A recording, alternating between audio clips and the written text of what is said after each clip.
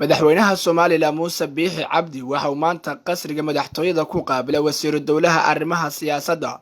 ee wasaaradda arrimaha dibadda dalka Itoobiya mudane Ridwaan Xuseen oo weheliyaan safiirka Soomaaliland u fadhiya Soomaaliland Ambassador Saciid Maxamed Jibriil iyo mas'uuliyiin la socotay wafdiga wasiiru dowlaha waxa kulankaasi lagaga wada hadlay xiriirka xoojinta labada dal sidoo kale waxa kulankaasi lagaga wada hadlay arrimaha la xiriira isku socodka labada dhinac ee ganacsiga iyo iskaashiga horumarineed ee wadada Berbera Corridor isticmaalka dekadda Berbera waxaana uu xusay wasiiru dowluhu in dalka Itoobiya baahi weyn u qabo dekado kala duwan muhiimad gaarana uu siinayo dekadda Berbera sidoo kale waxa kulankaasi lagu lafaguray sidii loo dhameystiri lahaa heshiisyadii ay hore u galeen labada dowlado oo laga joogo waqtigii la dhameystiri lahaa hirgelinta wixii hore la iskugu afkartay ee daweyne ugu jirto labada shacab iyo labada dowladeed waxaana madaxweynaha Soomaaliland kulankaasi ku wehelinayay wasiir ku-xigeenkii hore ee arrimaha dibadda iyo iskaashiga caalamiga wasiir ku-xigeenka wasaaradda caafimaadka mudane Liibaan Yuusuf Cusmaan iyo mas'uuliyiin ka socota wasaaradda arrimaha dibadda Soomaaliland